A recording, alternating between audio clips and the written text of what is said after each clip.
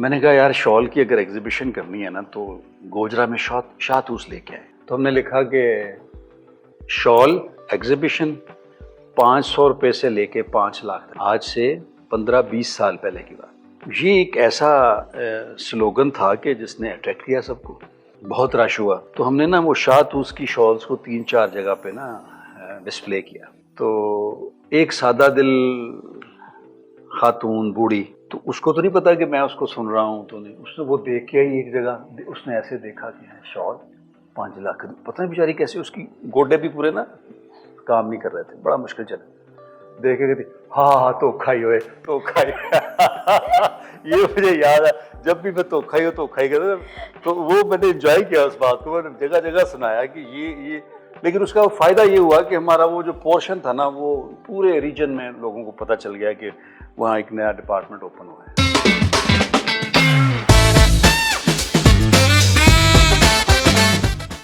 Welcome to today's episode featuring Adnan Beg, a remarkable entrepreneur from Gojra. Starting from a small family business, he successfully expanded into multiple malls in the Faisalabad region. With his visionary projects such as Rafiq Center and RCJ, he developed the local community and created numerous job opportunities. Passionate about education, he launched the Royal School Project to empower the young mind. Beyond his business, he is also a devoted calligrapher and poet, weaving creativity into his life. Today, we will talk about his inspiring journey, the challenges he overcome, and the legacy he is building. Let us dive into the life and the insight of this multi-talented leader. Thank you, sir, for giving us time. Thank you very much too. And I'm very appreciative of your so elaborative introduction. تو ہم بات کرتے ہیں سب سے پہلے Adnan bag کے بارے میں.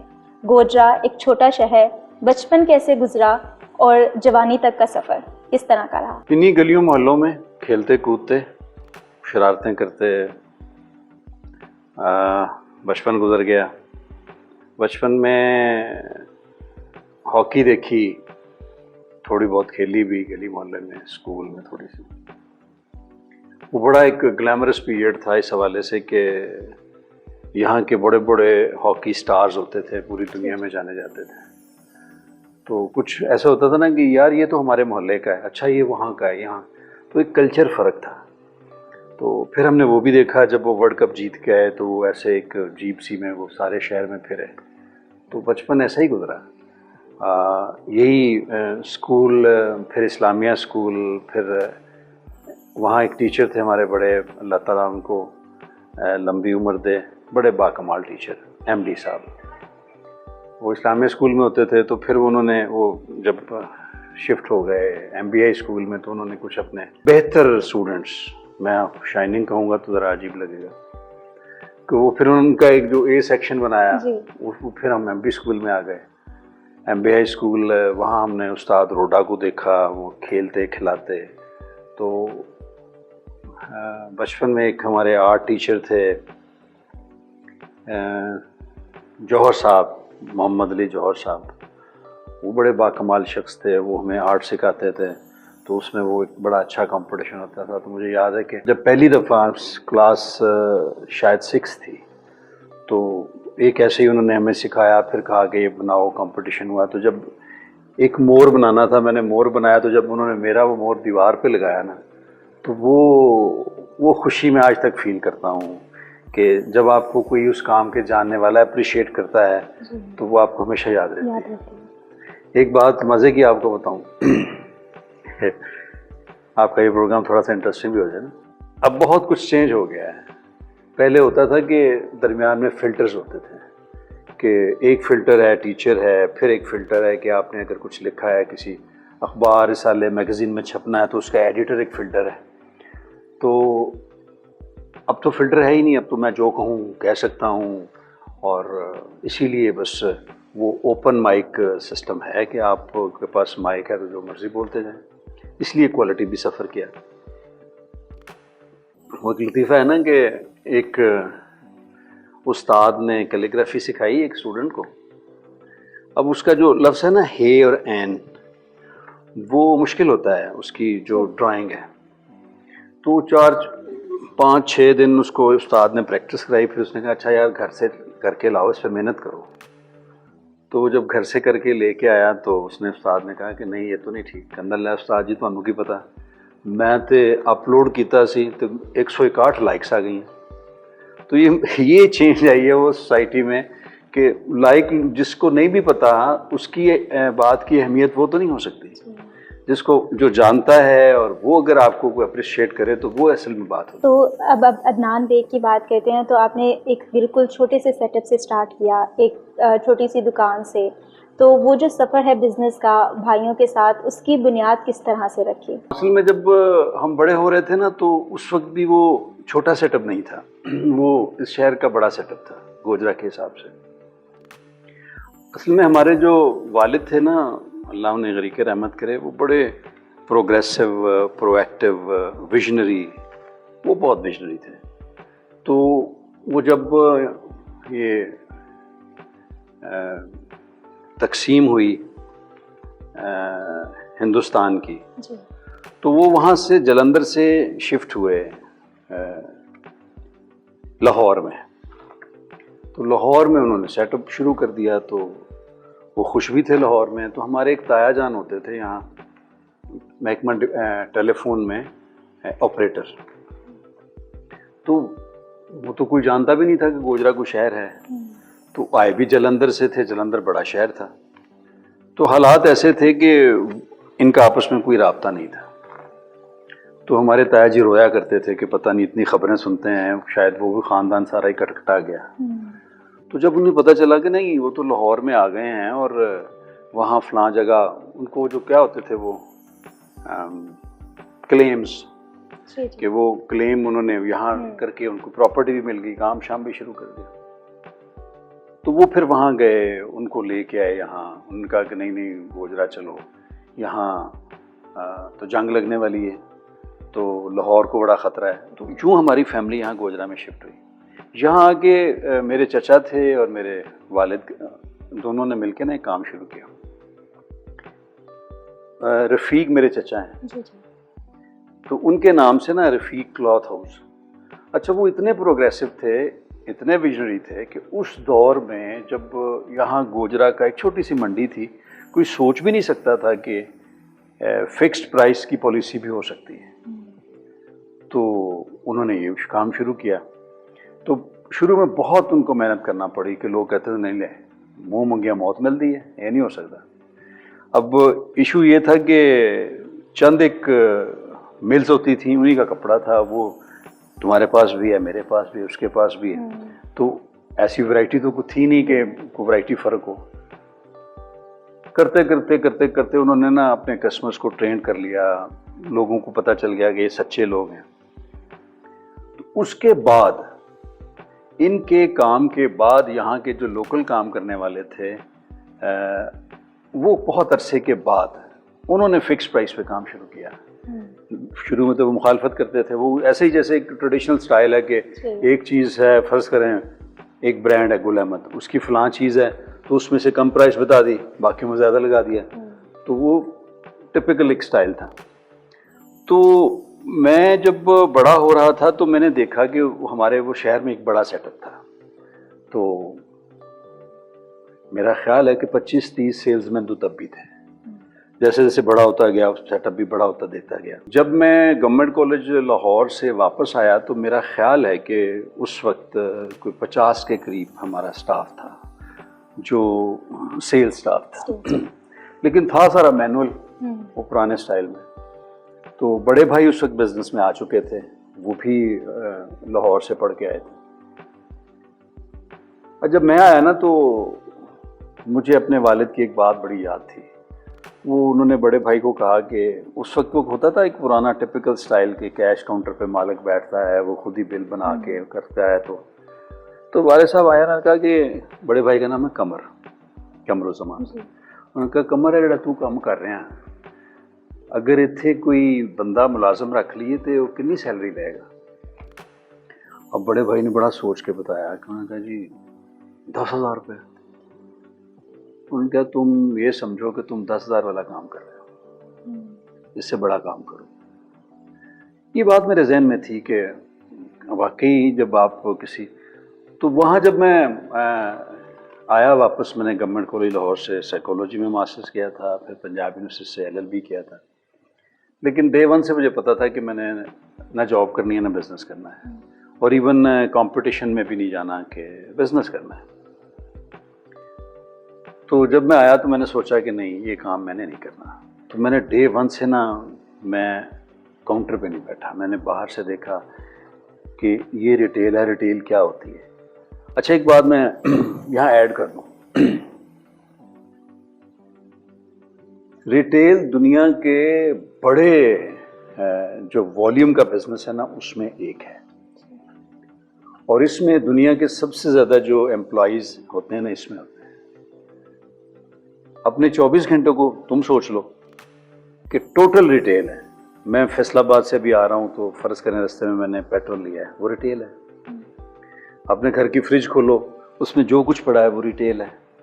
گروسری ہے, یہ شرٹ پہنی ہے جو ریٹیل سے لی ہے, یہ لیا ہے ریٹیل سے لیا ہے, یہ مائک ہے ریٹیل سے لیا, ہر چیز ریٹیل ہے. تو ریٹیل کا سکوپ مجھے پتا تھا تب بھی, لیکن تب یہ تھا کہ کچھ ایسا نہیں تھا کہ آپ بہت فرق کر سکیں.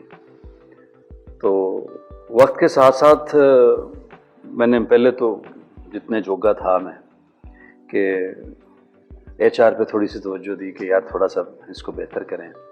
نئے ڈپارٹمنٹس ایڈ کیے, اور چیلنج لینا میری ایک شاید جبلت ہے. چیلنج لیے کہ اچھا یہ بھی کیا جا سکتا ہے, یہ بھی کیا جا سکتا ہے.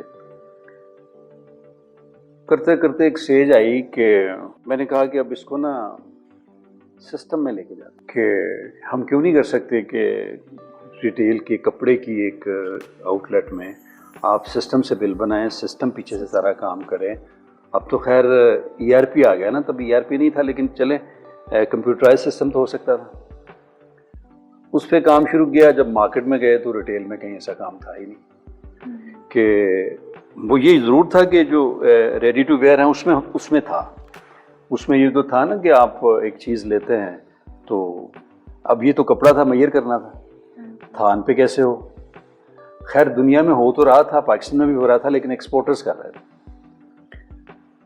اس پہ لگے رہے, اور پھر تھوڑا سا کسٹمرز کو بھی اپ لفٹ کرنا پڑا کہ کسٹمرز کو عادت تھی کہ وہاں بیٹھ کے سیلز مین بل بنائے گا, بل لے کر جائے گا, بل واپس لے کے آئے گا. تو پھر جب کسٹمرز کو اٹھ کے خود وہ جہاں ٹیل پہ جانا پڑا, کرنا پڑا, شروع میں تھوڑا سا ہوا. اور اس میں یہ بھی ہوا کہ مجھے میرے ہی ارد گرد کے لوگوں نے کہا تو کی کم کر دیتا ہے, نہیں ہو سکتا. میں نے کہا نہیں ہوگا, اگر دنیا میں ہو رہا ہے تو یہاں کیوں نہیں ہو سکتا. خیر وہ ہوا, الحمدللہ بڑا اچھا ہوا. تو یہی ہے کہانی کہ آپ جو بھی کام کریں, جو بھی اس کے کم از کم آپٹیمم کو سوچیں ضرور کہ اچھا یہ بھی تو ہو سکتا ہے, یہ بھی تو ہو سکتا ہے. تو دیٹس دا اسٹوری. ہم رفیق سینٹر کی بات کریں تو آج کا رفیق سینٹر اگر میں اپنے بچپن کی بات کروں تو اس سے بھی مختلف ہے. آج کا ایک رفیق سینٹر جو ہے وہ کسی بھی, اگر ہم اسلام آباد یا لاہور دیکھیں تو ان کے مال سے کم نہیں ہے. تو اس پروجیکٹ کے پیچھے اتنے سارے برانڈس کو ایک چھت کے نیچے لانا, ہم نے دوسرے بالز میں جاتے ہیں تو وہاں پہ آؤٹ لیٹس ہوتے ہیں, لیکن یہ جو ڈفرینٹ کنسیپٹ ہے کہ رفیق سینٹر کا پہ اپنا ایک انٹرنل سسٹم ہے, کیا اس میں چیلنجز فیس کرنے پڑے, اور اس کے پیچھے کیا سوچ تھی کہ ایک ایسا ادارہ بنانا جو کہ دوسرے اداروں سے ڈفرینٹ بھی ہو لیکن وہی اپرچونیٹیز بھی, وہی معیار بھی جو ہے وہ لوگوں تک پہنچائے. دیکھیں یہ جو گروتھ ہے نا یہ گراف کی طرح سے ہوتی ہے. ایک گراف ہے جو آپ اس طرح سے بناتے ہیں, ایک اس کی ایکسس ایسے ہوتا ہے. تو گروتھ اس کا نام ہے. اگر آپ ایک ہی چیز کو بار بار کرتے رہیں وہ گروتھ نہیں ہے. اس میں آپ نے دیکھنا ہے کہ آپ نے کیا نیا کیا اور کتنا کیا, دونوں چیزیں. دنیا میں نا ہمیشہ چینجز ہوتی ہیں اور مسلسل عمل ہے چینج کا. ایک ماڈل آیا تھا دنیا میں, اس کو کہتے ہیں ریٹیل پلیٹ فارم بزنس. کہ اب ہم فرض کریں برانڈز لا کے بیچتے تھے, پھر برانڈز کچھ بڑے ہو گئے اور ضرورت تھی کہ ان کو سپیس دی جائے ان کو. تو وہ ایک ایسا ماڈل تھا کہ مثلاً فرض کریں آپ آتی ہیں تو آپ کہتی ہیں جی کہ فلاں برانڈ ہے تو اس کے لیے آپ کو فیصل آباد نہ جانا پڑے، یہاں آ جائے. تو وہ ایک ہم نے کام کیا. اگین اس میں میرے والد صاحب کی جو ٹریننگ ہے نا وہ میرے کام آئی. وہ کہا کرتے تھے کہ ہمارا کام یہ ہے کہ ہم جو ہمارا کسٹمر فیصل آباد جاتا ہے نا اس کو اسی کوالٹی کی چیز یہاں پرووائڈ کریں کہ وہ ایک دفعہ کمپیریزن کرے کہ مجھے اس کام کے لیے فیصل آباد جانے کی ضرورت نہیں ہے. خیر گروتھ ایسے ہی ہے کہ آپ نئے جب بزنس ماڈل آئے تو اس میں یہ ایک ماڈل تھا جو ہم نے ایڈ کیا. اگر ہم بات کریں فیصل آباد کی تو میرے جو زیادہ تر میٹرنل فیملی ہے وہ اسلام آباد یا یو ایس اے میں جو ہے وہ رہتی ہیں. تو میری کزن ہوتی تھی تو وہ نا ہمارے ایسے شادی وغیرہ ہونی تو انہوں نے نا ہر دفعہ ہم سے پوچھنا آپ نے یہ ڈریس کہاں سے لیا، تو ہمارے پاس ایک ہی جواب ہوتا تھا رفیق سینٹر سے. کہاں سے لیا؟ رفیق سینٹر سے. تو وہ اسپیشلی ایک دفعہ فیصل آباد آئیں میری خالہ کی تو گوجر صرف اس لیے آئیں کہ ان کی فیملی میں ایک شادی تھی تو انہوں نے کہا کہ میں نے اس دفعہ رفیق سینٹر سے شاپنگ کر کے جانی ہے، کیونکہ وہ ہمیشہ سے کہتے ہیں کہ میں دیکھتی ہوں آپ کے پاس آپ نے اتنے پیارے پیارے ڈریسز پہنے ہوتے ہیں اور وہ سارے آپ کہتے ہو کہاں سے لیے تو رفیق سینٹر سے. اور وہ جب آئیں میں ان کے ساتھ گئی وزٹ کرنے کے لیے تو وہ بہت امپریس تھیں. وہ کہتی کہ مطلب اس طرح کا کنسیپٹ اتنے چھوٹے شہر میں بہت زیادہ ڈفرینٹ کنسیپٹ تھا اور ان کے لیے بھی تو ان کا کافی ایک اچھا ایکسپیرینس بھی رہا. اور وہ جو انٹرنل انوائرمنٹ تھا جس میں ہم بات کریں کہ جس طرح بلنگ سسٹم ہے وہ اس سے کافی امپریس ہوئیں.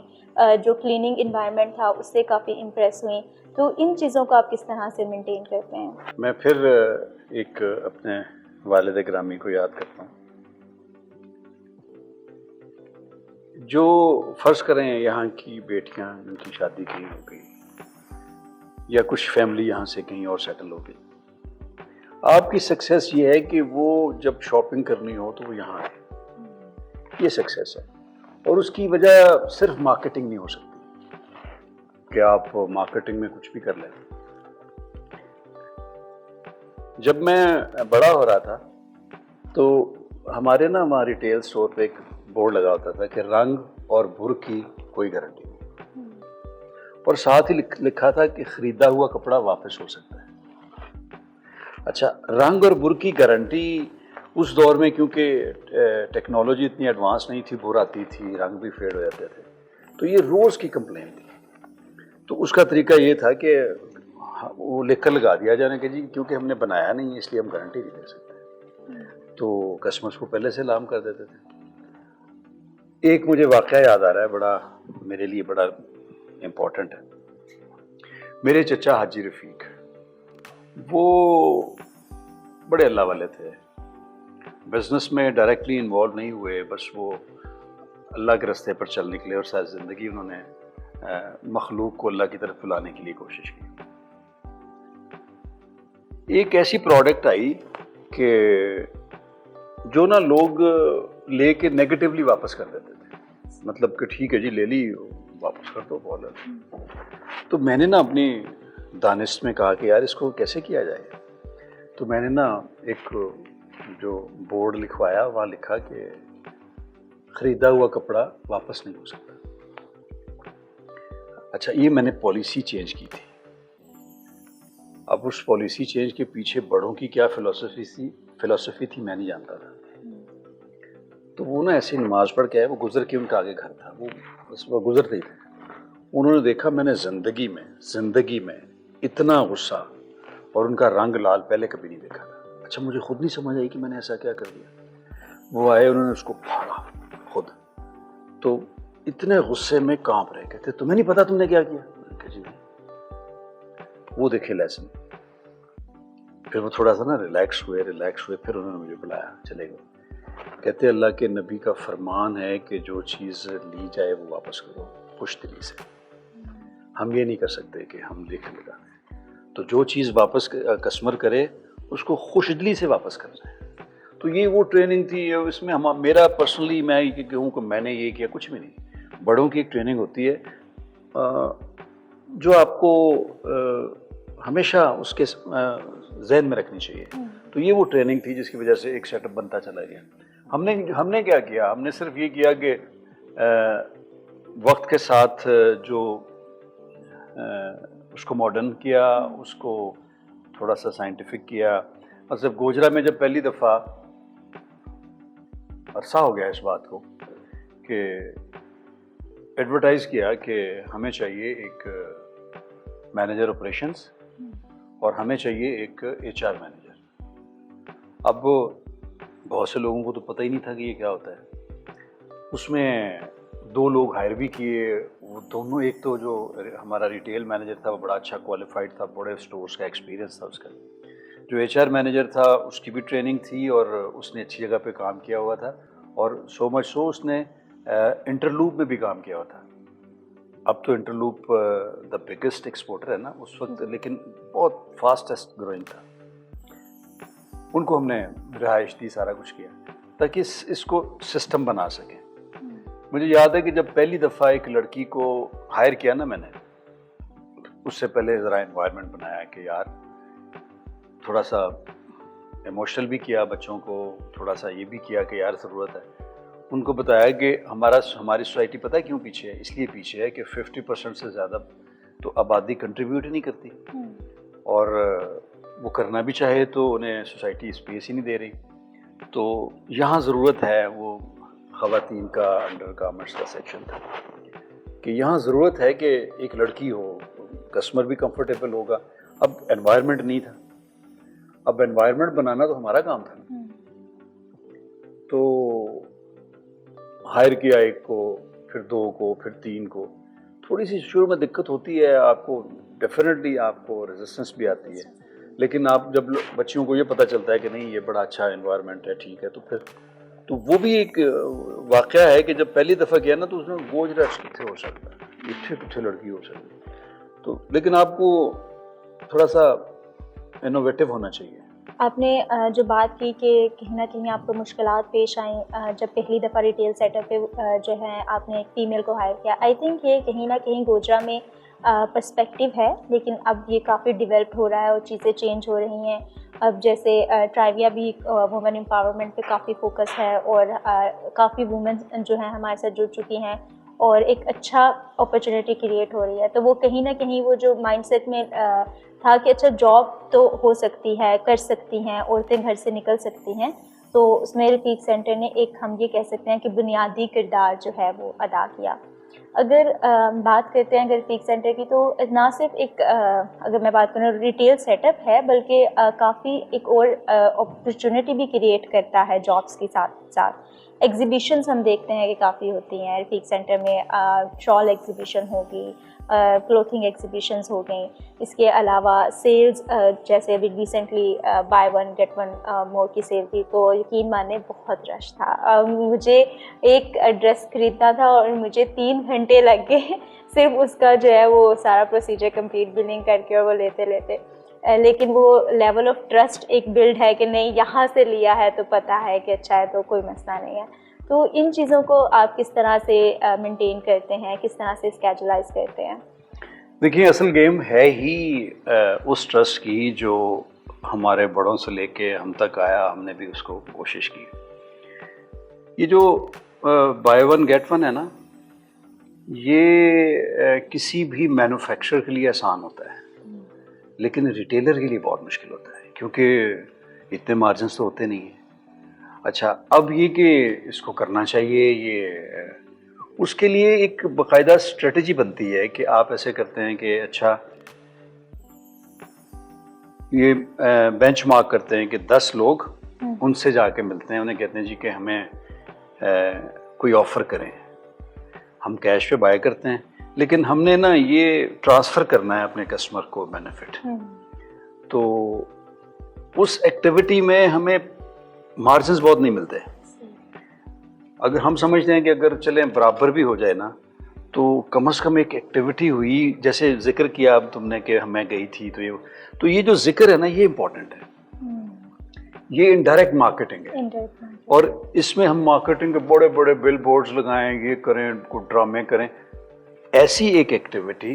اور یہ بھی ہم نے ایسے ہی سیکھا ہی ہے وقت کے ساتھ, کہ اس کو جب اس کی بنیاد اگین وہی ہے کہ اگر آپ لوگ گئے ہیں, آپ نے کہا کہ نہیں یہ اگر بائی 1 گیٹ 1 ہے تو ہے صحیح, اس میں کوئی جھوٹ نہیں ہے, کوئی یہ نہیں ہے کہ پرائس کو بڑھا کے پھر کم کر دیا.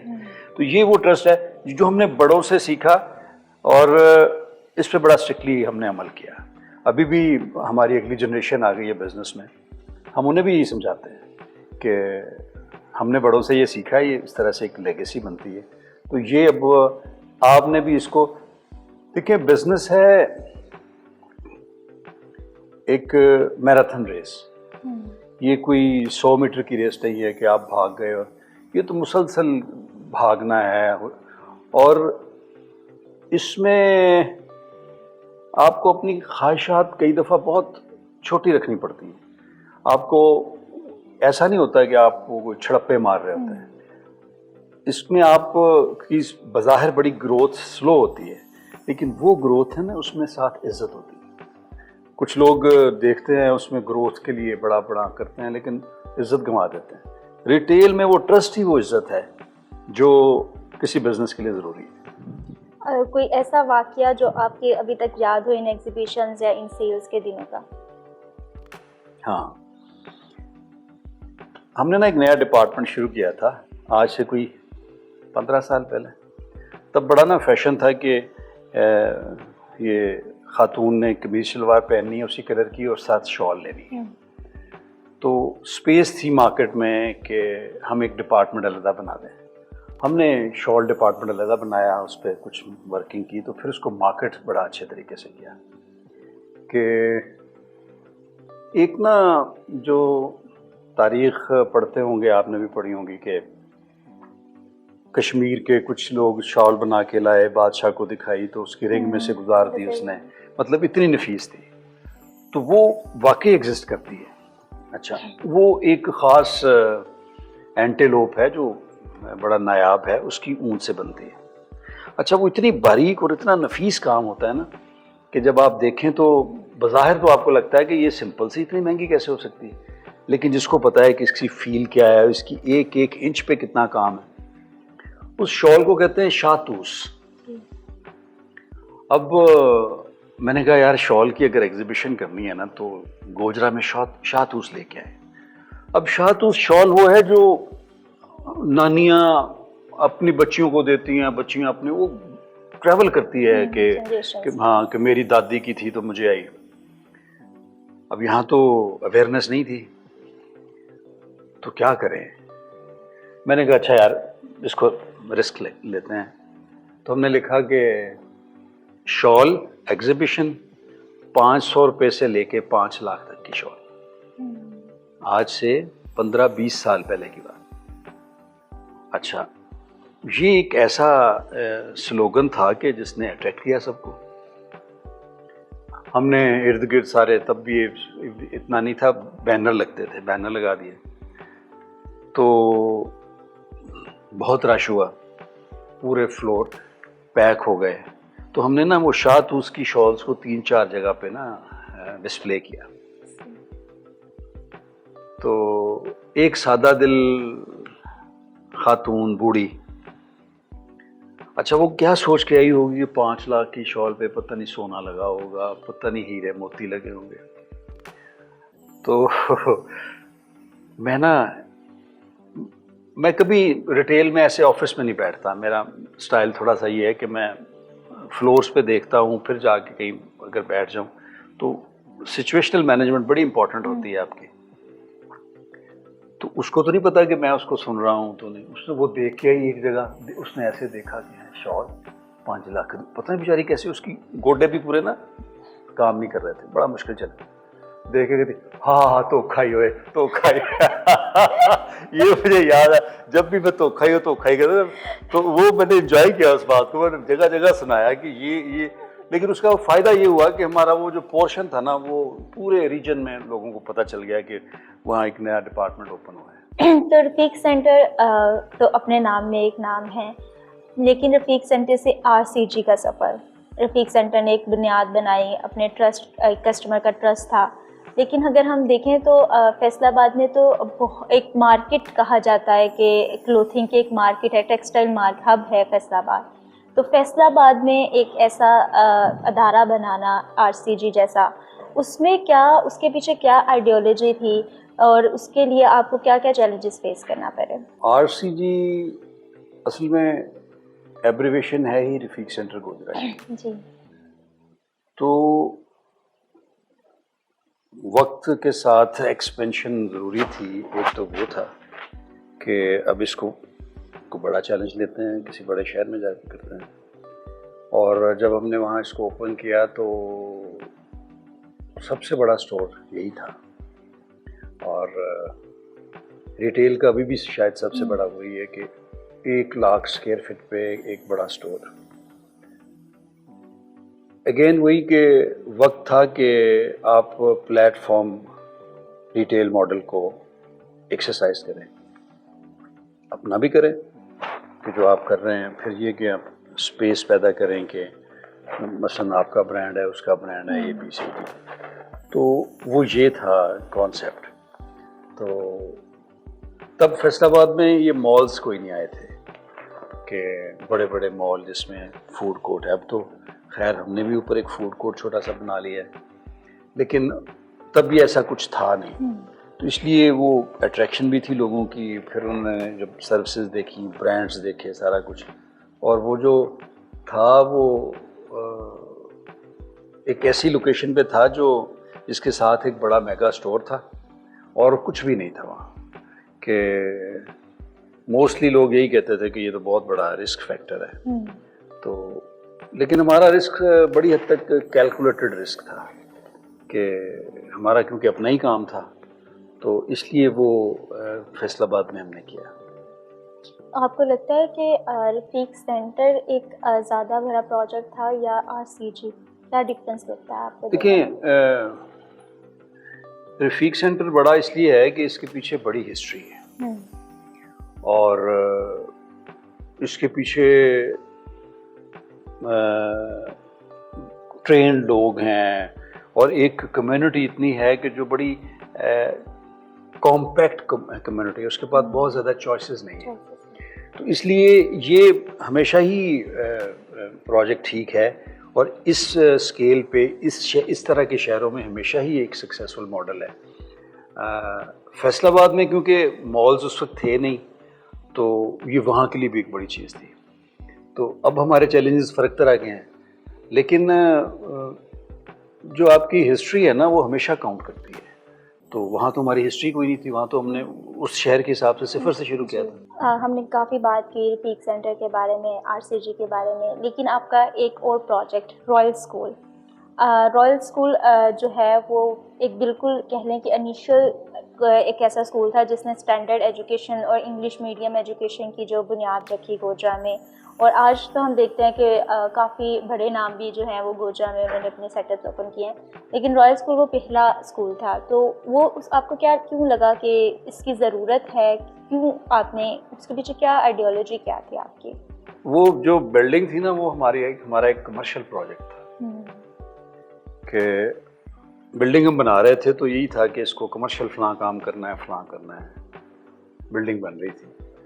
تو میں اپنے بڑے بھائی سے کہتا تھا کہ ہمیں یہاں ایک اسکول بنانا چاہیے. وہ کہتے تھے چھاڑے کو کام. اچھا, میں کہتا تھا یہ کام فیوچر کا بڑا کام ہے. دوسرا یہ کہ یہ ہماری ضرورت ہے. اچھا, وہ اس ضرورت کو بات کرنے میں منانے میں مجھے بڑا ٹائم لگا. اتفاق ایسا ہوا کہ ان کی بیٹی یہاں کے ایک اچھے اسکول میں پڑھتی تھی. میرا موقف یہ تھا کہ وقت چینج ہو گیا ہے, ہم یہاں سے اردو میڈیم سے پڑھ کر بڑے کالجز میں چلے گئے, کمپٹیشن کیا, ٹیسٹ ویسٹ یہ ہو گئے, ٹھیک ہے.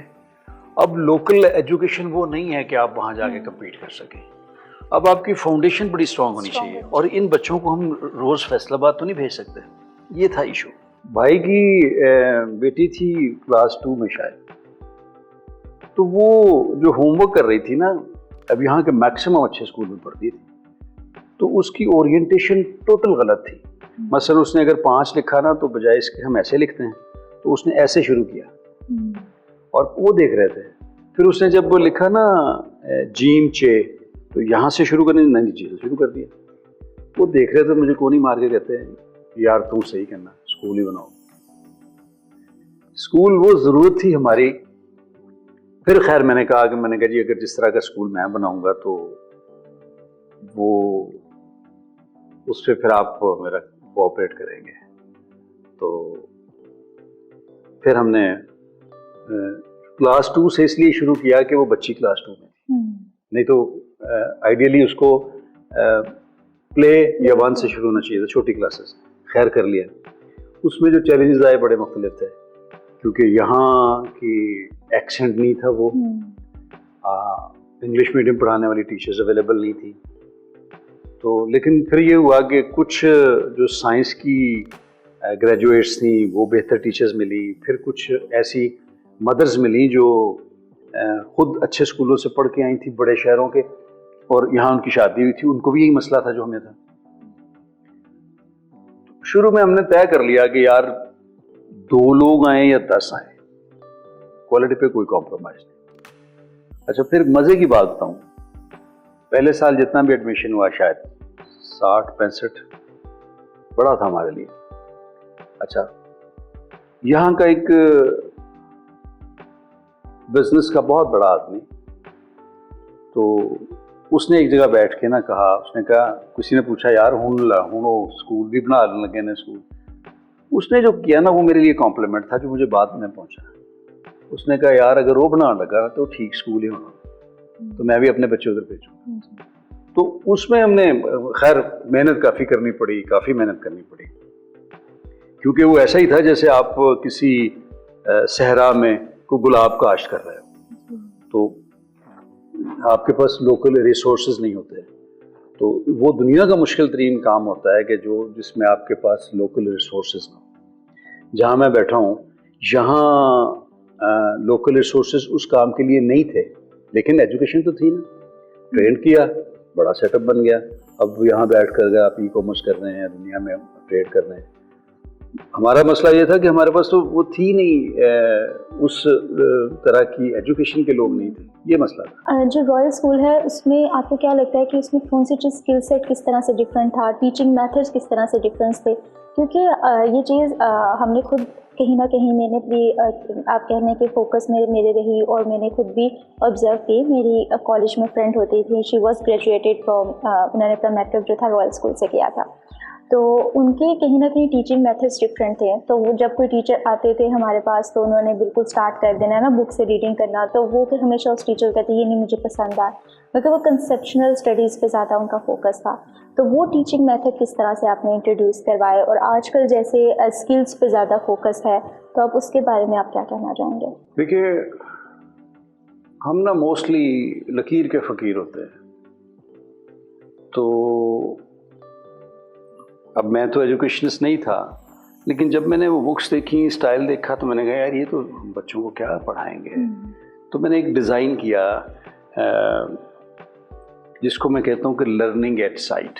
فرض کریں کلاس 3 کا بچہ ہے نا, اس کی سوشل سائنسز میں لکھا ہوا ہے کہ ایک پوسٹ آفس ہوتا ہے اور اس میں ایسے لوگ کام کرتے ہیں. جوڈیشی سسٹم یہ ہے ملک میں, ایک سپریم کورٹ ہوتی ہے, ایک ہائی کورٹ ہوتی ہے, پھر نیچے تحصیل تک اس طرح کے ججز ہوتے ہیں. اب بچے کو پڑھاتے رہیں, لاکھ پڑھاتے رہیں, اس کو کانسیپٹ نہیں بنے گا. ہمارا جو دماغ ہے نا, جو برین, اس کے کام کے سٹائل کو سمجھنا بہت ضروری ہے. سمجھ لیں کہ دماغ ایک ویئر ہاؤس ہے, اس میں جو چیز جا کے شیلف ہونی ہے نا, اس نے لفظوں میں نہیں ہونا, اس نے تصویروں میں ہونا ہے. ہم اپنے ایکسپیرینسز کی تصویریں بنا رہے ہوتے ہیں. اچھا جب وہ بچوں کو پتہ ہی نہیں ہے تو وہ رٹا رٹا ہی کام ہے نا. تو میں نے نا کوشش کی بڑی محنت سے نا, سب وہ اسٹڈی کیا خود. اب لیسن پلان کے لیے ضروری تھا کہ لیسن پلان کی سائنس سمجھی جائے, سائنس سمجھی. پھر میں نے کہا اچھا یہ سوشل سائنسز میں اس کلاس میں یہ ہے, ٹیچر آئے گی تو ان 2 جملوں سے وہ شروع کرے گی. اچھا تاکہ آپ بچوں تک پہنچے تو صحیح. پھر بچوں کو آپ پوسٹ آفس لے جائیں, بچوں کو بینک لے جائیں, بچوں کو آپ کسی کورٹ میں لے جائیں. یہ وہ ایکسپیرینسز تھے جو بچوں کو تو مزہ آتا تھا, مجھے بھی آتا تھا. فرض کریں ہم بچوں کو لے کے گئے یہاں ایک سینئر سول جج کی عدالت میں. اب آپ ایزیوم کریں کہ کلاس 4 کا بچہ ہے, اس نے اگر فلموں میں دیکھا ہوگا کہ چیخ چیخ کے وکیل بات کر رہا ہے تو وہ سمجھ رہا ہوگا ایسا ہی ہوتا ہے. تو جب اس نے جا کے دیکھا تو آرام سے بات ہو رہی ہے, جج صاحب پوچھ رہے ہیں. پھر جب جج صاحب نے ان کو بٹھایا, چائے پلائی, سارا کیا, وہ جو کانفیڈنس اس بچے کا بنا ہوگا نا, وہ ساری زندگی لیے کافی ہے. پھر یہ کہ ٹیچرز کی ٹریننگ بڑی امپورٹنٹ ہے. یہ مسلسل عمل ہے, مسلسل. ہمارے یہاں کوئی ایسا نظام نہیں تھا, تو لاہور میں ایک بڑا اچھا انسٹیٹیوشن تھا, علی انسٹیٹیوشن, ابھی بھی ہے. تو ہم نے کہا جی کہ جو ٹیچرز یہ کورس کر کے آئے گی تو اس کو یہ انسینٹیو ملے گا. اس طرح سے ٹیچرز کو ٹرین کیا. پھر کچھ ٹیچرز ٹریننگ کے ہم نے ورکشاپس کرائیں. تو کرتے کرتے کرتے ایک مختلف کلچر پیدا کیا. ہمارے ایجوکیشن سسٹم میں اوور آل پرابلم یہ ہے کہ ہم بچوں کو سوال کرنا نہیں سکھاتے ہی نہیں. جبکہ سوال کہتے ہیں کہ آدھا علم ہے, اور یہ واقعی ہے. اور کہتے ہیں کہ ہر سوال کا جواب خود سوال میں ہوتا ہے. ہمارے ہاں تو نظام ایسا بن گیا ہے کہ یہ 4 سوال ہے, اس کو رٹا لگاؤ اور جا کے میٹر کر لو, یہ کر لو. تو اب جب آپ نے بچوں کو فیوچر کے لیے ٹرین کرنا ہے, اور آپ کا مشن یہ ہے کہ یار میں نے ان بچوں کو کم از کم اس لیول پر لانا ہے کہ جب جا کے کمپیٹ کریں گے دنیا میں تو ان کو مسئلہ نہ ہو, تو اس لیے اسکول وہ کامیاب رہا. اس میں ایک بڑی فرق چیز تھی کہ اسکول میں ہوتا ہے چھوٹے بچے پری اسکول کے, وہ جب پرفارم کرتے ہیں, پیرنٹس آتے ہیں تو اس کے آگے نا ایک پردہ لگا دیتے ہیں. بچوں کو ٹیچر ایسے سیدھا سودھا کر کے کھڑی کرتی ہیں, پردہ ہٹاتے ہیں, کلیپ ہوتی. پھر میں نے ڈے 1 سے وہ نہیں ہونے دیا. میں نے کہا نہیں, یہ پردہ ختم کرو, یہ ہمیشہ رہتا ہے ماں. اچھا کیا ہوا, بچے آئے, بچوں نے نہیں بھی شروع کیا لیکن وہ ٹھیک ہو گئے. وہ جو کانفیڈنس تھا نا ڈے 1 سے, وہ کی ہے جس سے سارے دروازے کھلتے ہیں, سارے. ایک بچی تھی, وہ یہ جو نا کچھ پنجاب لیول پہ کمپٹیشنز ہوتے تھے کہ آپ نے اسپیچ میں کمپٹیشن کرنا ہے, فلاں میں کرنا ہے, فلاں. تو ایک بچی بڑی اچھی تھی, اس کا ایکسنٹ بھی اچھا تھا, تو اس کو سلیکٹ کیا. وہ اسپیچ بھی میں نے لکھ کے دی. پھر پریپریشن بھی میں نے خود کرائی, اتنی کرائی کہ وہ میرے دوست کی بیٹی تھی. اب وہ جب لاہور جا رہے تھے میں بھی ساتھ جا رہا تھا. میں گاڑی میں پوچھ رہا تھا کہ فلاں لفظ تم نے کیسے کہا ہے, سناؤ. تو وہ ادھر جا رہے, میں ادھر جا رہا. میں اتنا کانشیس تھا کہ اس بچی کو نا ٹاپ ضرور کرنا چاہیے. اچھا, اب جو تقریر ہم کرتے ہیں نا تو وہ ایک پورا آرٹ ہے.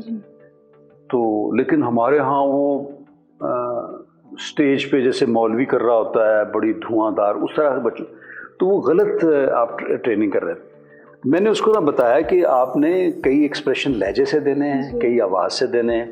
خیر کرتے کرتے ہوا یہ کہ وہ اس نے جب کمپٹیشن ہوا نا تو ظاہر ہے پورے پنجاب کی بڑی ٹرینڈ بچیاں آئی تھیں. تو جب اس نے وہ اسپیچ کی نا تو 3 جو ججز تھے اس میں کوئی پروفیسر اور اچھے لیول کے لوگ تھے. وہ ماں کر کے جب وہ جو ان کی آئی نا, وہ غالباً کو PhD خاتون تھی, تو اس نے آگے کہا کہ میری مطلب جب خوشی ہو رہی ہے میں یہ بات یاد کرتا ہوں.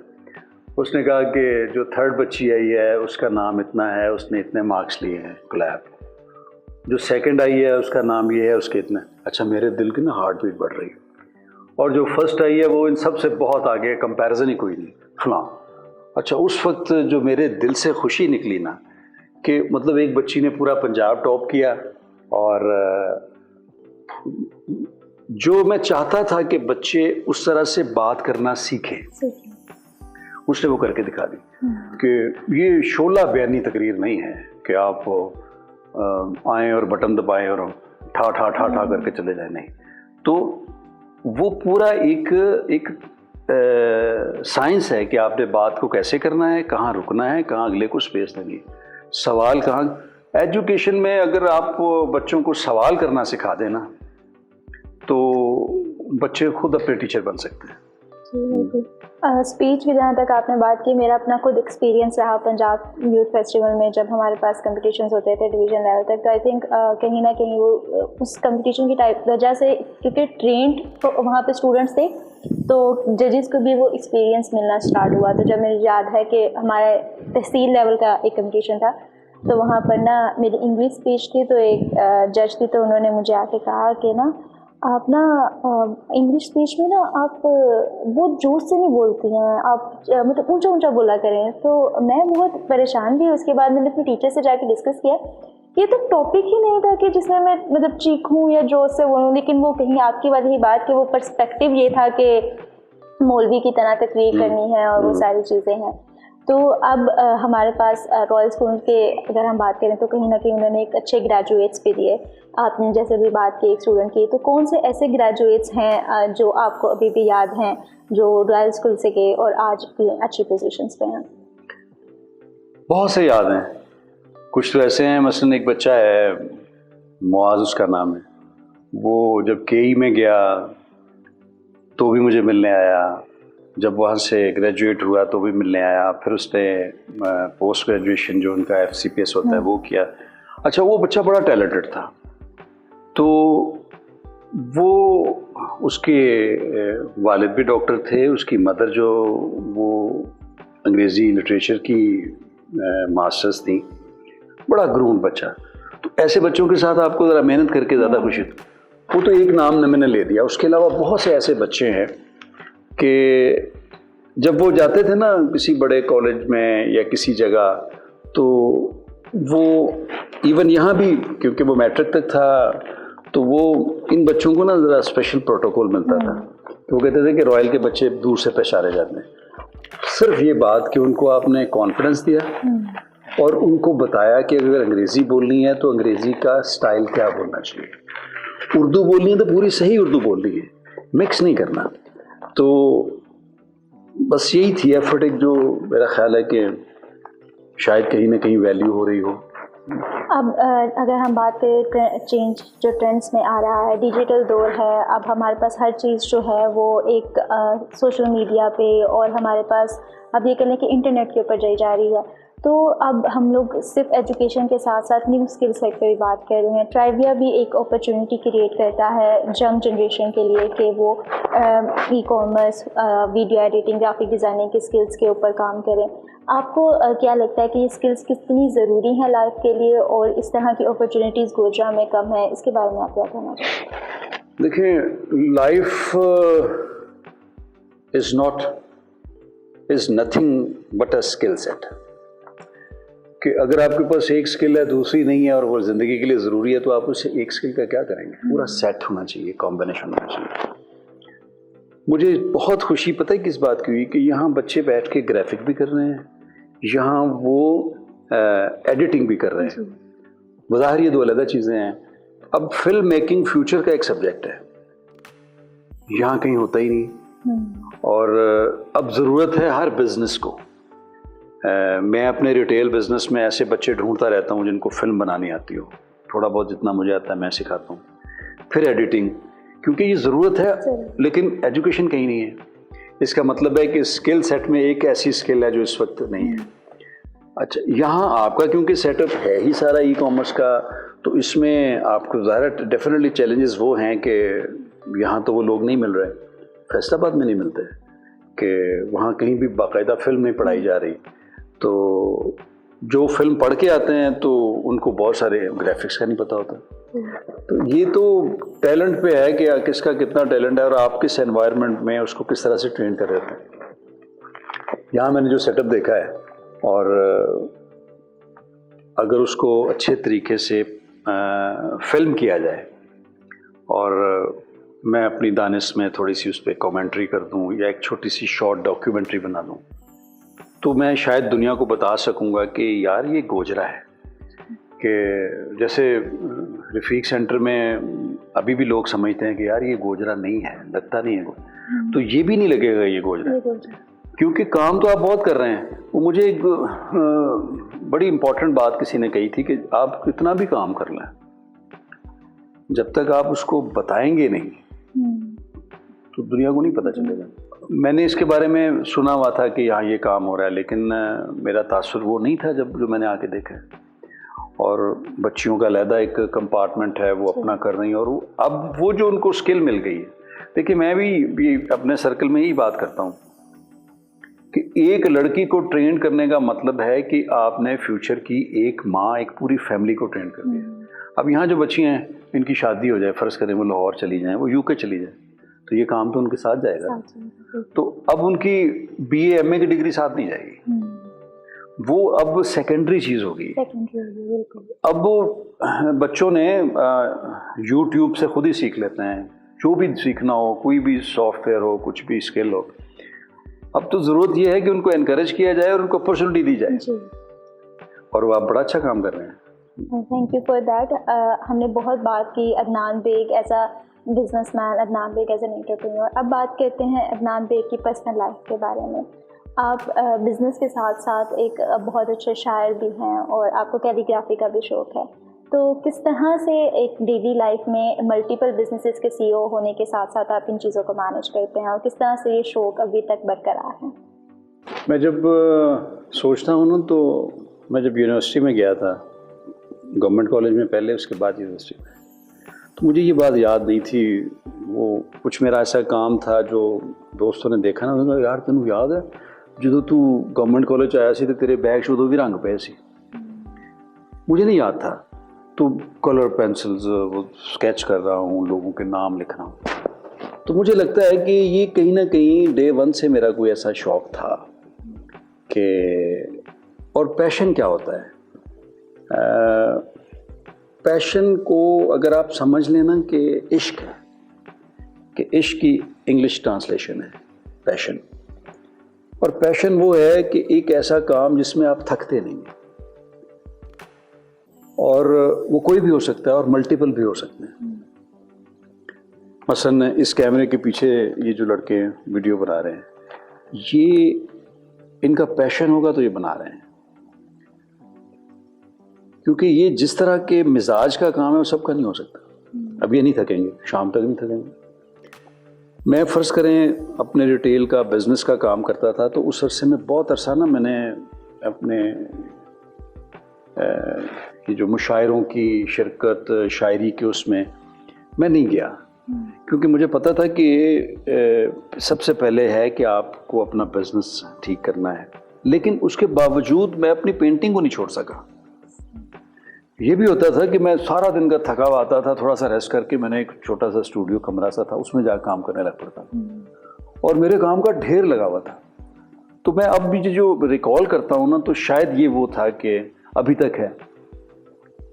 اور کوئی نہ کوئی ایسا شوق جو آپ کا پیشن بن جائے, وہ آپ کی زندگی کو خوشگوار بنا دیتا ہے, جو ہمیشہ آپ کے ساتھ رہتا ہے اور کبھی آپ کو ڈپریشن میں نہیں جانے دیتا.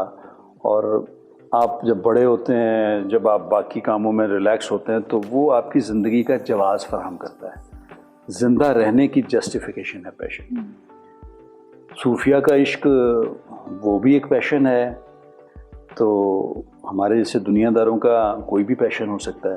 تو اس لیے یوتھ کے لیے بہت ضروری ہے کہ وہ اپنے پیشن, اپنے شوق کو پہچانے. اور شوق وہ ہوتا ہے جس میں آپ تھکتے نہیں ہیں, آپ کو پتہ ہی نہیں چلتا وہ صبح ہو گئی, اور آپ ٹائم دیکھتے ہیں تو آپ کو پتہ ہی نہیں چلتا اچھا اتنا ٹائم ہو گیا.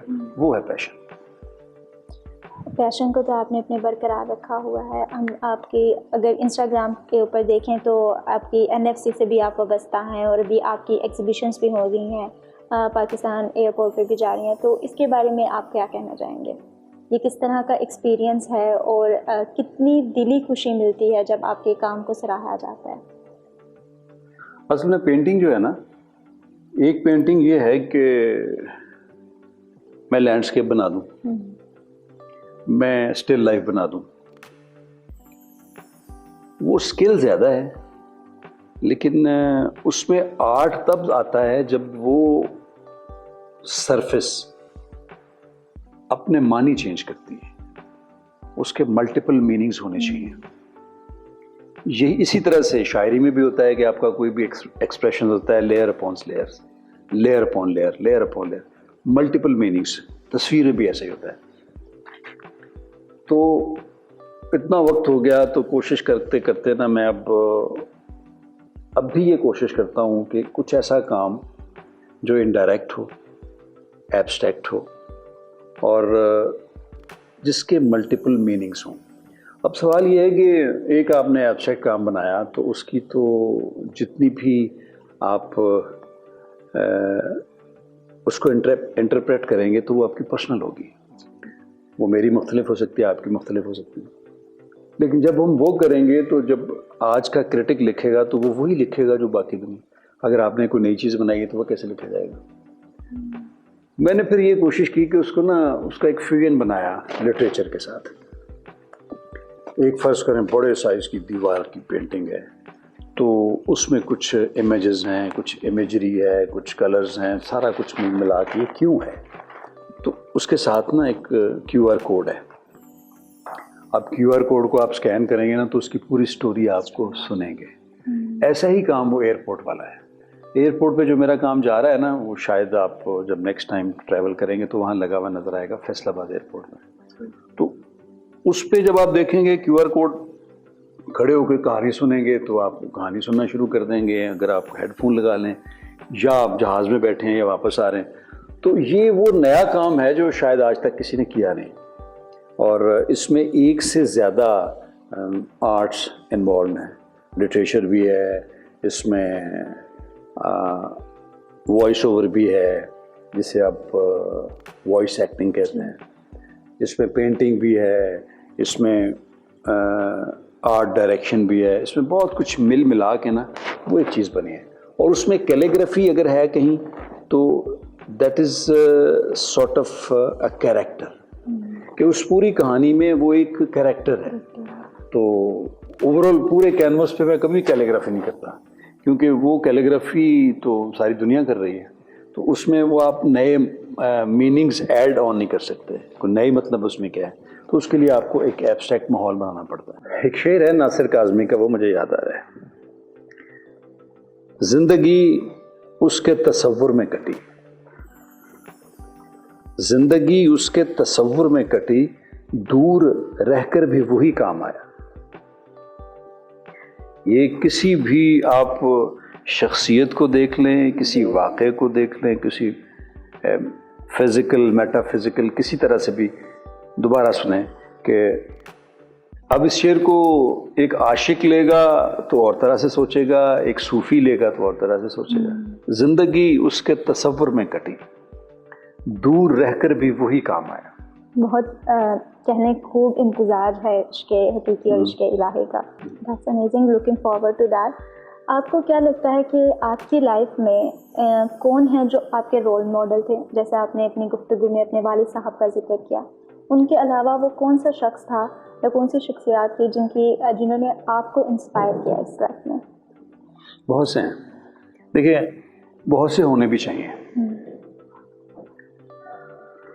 ہمارے ایک سینئر تھے, بہت ہی باکمال شخص, بہت ہی باکمال شاعر, خالد احمد. وہ جب میں واپس آ گیا گوجرا میں تو میں کبھی کبھی جایا کرتا تھا.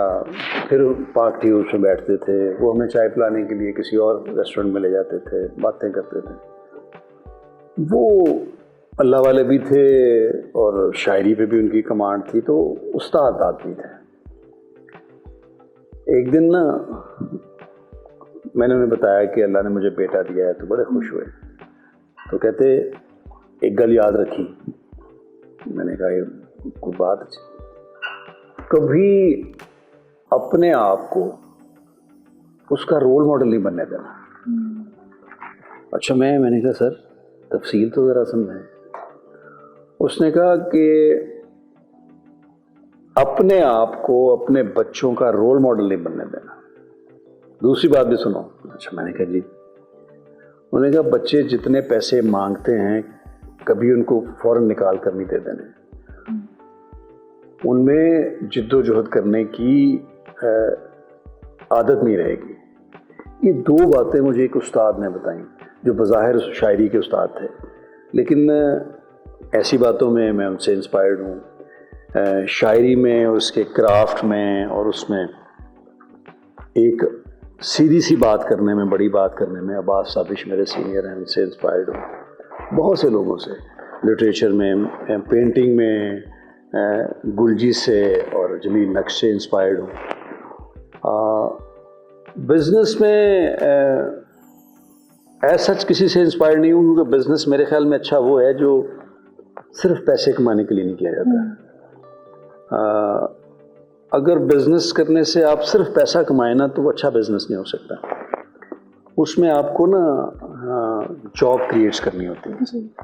آج کل یہ ہے کہ فرض کریں آپ کے پاس ایک ہینڈسم اماؤنٹ ہے تو آپ فوراً سوچتے ہیں کہ اچھا یار چلو کسی پراپرٹی کے کام میں لگا لو, یہ لگا لو, یہ لگا لو, کیونکہ اس کا آپ کو ریوارڈ زیادہ ملتا ہے. لیکن وہ اچھا بزنس نہیں ہے. اچھا بزنس یہ ہے کہ جس میں آپ فرض کریں گوجرا میں ہم بزنس کر رہے ہیں نا, تو یہاں 250 سے زیادہ لوگ ہیں. میرے گھر کا چولہا اور ان لوگوں کے گھر کا چولہا اسی بزنس سے چل رہا ہے نا. تو ہم جب بیٹھ کر آپس میں ان سے بات کرتے ہیں کہ یار یہ ہمارا جوائنٹ وینچر ہے, تو اس میں جو آپ کو خوشی ہوتی ہے نا وہ پراپرٹی کی اس کام کی نہیں ہے. جو خوشی ہے نا, جو ہیپینس, یہ دو طرح کی ہوتی ہے اور دونوں کا تعلق آپ کی جسم کی کیمیکل چینجز سے ہے. ایک وہ خوشی ہے جس میں وہ آپ کی ہارمونز ریلیز ہوتے ہیں جس کا تعلق آپ کے 5 سینسز سے ہوتا ہے. آپ کو چھونے سے خوشی ہوتی ہے, دیکھنے سے خوشی ہوتی ہے, سننے سے خوشی ہوتی ہے. اس میں خوشی کا مین فیکٹر ہے لطف کا. آپ پلیئر حاصل کرتے ہیں, جوائے لیتے ہیں. تو عام طور پر ہم وہی خوشی کو خوشی سمجھتے ہیں. اور کچھ لوگوں کو پیسے کمانے سے خوشی ہوتی ہے. مثلاً ایک کام کیا بڑے پیسے ہے, دوسرا کیا. یہ خوشی ایک سرٹن لمٹ کے بعد علت بن جاتی ہے, لت بن جاتی ہے, ایڈکشن بن جاتی ہے. مثلاً ایڈکشن ہے پیسہ کمانا. آپ دیکھ لیں لوگ بھائیوں کو بھول جاتے ہیں, وہ لوگوں کو حق دینے کے لیے نہیں تیار ہوتے. کیوں؟ کیونکہ ان کو نا وہ خوشی مل رہی ہے کہ نہیں یہ میں نے کیا, حالانکہ انہوں نے نہیں کیا ہوتا. اچھا, وہ ایک علت ہے, وہ ایڈکشن ہے. ایک خوشی کی اور قسم ہے, وہ بھی آپ کے ہارمونل چینجز کا تعلق ہے. مثلاً باپ اپنے بیٹے کو تسلی دیتا ہے, گلے لگاتا ہے. ماں بچے کو پیار کرتی ہے, اس کو حوصلہ دیتی ہے, ہاتھ پکڑ کے تھپ تھپاتے ہیں. یہ بھی خوشی ہے. اور اس خوشی کی انت کوئی نہیں ہے. اور یہ وہ خوشی ہے جو کوئی چیز دینے سے ملتی ہے. اور یہ جو صدقہ ہے نا, مثلاً کہ مسکرانا بھی, یہ بھی بیسیکلی خوشی ہے. آپ کسی کو خوشی دے رہے ہیں نا تو ریسیپروکلی آپ کا سسٹم خوش ہو رہا ہے. وہ آپ کے جسم میں ایسی کیمیکل چینجز آ رہی ہیں اور اس کی لمٹ کوئی نہیں. یہ کسی بھی حد تک جا کے لت نہیں بنتی, ایڈکشن نہیں بنتی. یہ ہے اصل خوشی. یہ خوشی ہے صوفیہ کی خوشی. یہ خوشی ہے سیکریفائس میں, کہ آپ کہتے ہیں کہ ٹھیک ہے یار کوئی نہیں تم رکھ لو. رکھ وہ لے گا کیونکہ اس کو رکھنے میں خوشی مل رہی ہے. وہ خوشی کا وہ کانسیپٹ سمجھ رہا ہے. لیکن بڑی خوشی کس کی ہے؟ اس کو جو دینے میں خوشی ہے نا, جو تقسیم کرنے میں خوشی ہے, جو سیکریفائس میں خوشی ہے, اصل خوشی کو. ہم کیونکہ ایک ہی لفظ میں دونوں کو ملا دیتے ہیں نا, تو یہ نہیں سمجھتے کہ ایک خوشی آخر میں ایڈکشن ہے اور ایک خوشی ان لمیٹڈ ہے. تو یہ میرا خیال ہے ہمیں شروع میں اور ارلی ایجز میں سیکھ لینا چاہیے اور بچوں کو سکھانا چاہیے. ہم بڑھتے ہیں اس ایپیسوڈ کے لاسٹ کی طرف. تو میرا آخری کویسچن آپ سے یہی ہوگا کہ آپ کو کیا پیغام دینا چاہیں گے آپ آج کی ینگ جنریشن کو؟ وہ کون سا لائف لیسن ہے جو آپ آج کی ینگ جنریشن کے ساتھ شیئر کرنا چاہیں گے جو ان کے لیے آگے ہیلپ فل ہو سکتا ہے؟ نبیہ, نوجوان پیغام بڑے لوگ دیا کرتے ہیں. میں تو کسی بڑے آدمی کی بات کوٹ کر سکتا ہوں. میں کیا اور میری حیثیت کیا کہ میں کوئی پیغام دوں. بس یہ ہے کہ اپنے پیشن کو پہچانیے. کہ ہم ساری زندگی گزار دیتے ہیں, ہمیں پتہ ہی نہیں چلتا کہ ہم کیا کام کرتے تھے تو ہمیں زیادہ خوشی ملتی تھی. تو اپنے پیشن کو پہچانیں, اسی میں سکسیس ہے اور اسی میں سے آپ کو راستے ملتے ہیں ہمیشہ کی. تھینک یو سو مچ. بہت شکریہ. آپ نے ہمیں وقت دیا اور ہم آپ کے بہت زیادہ شکر گزار ہیں اس کے لیے.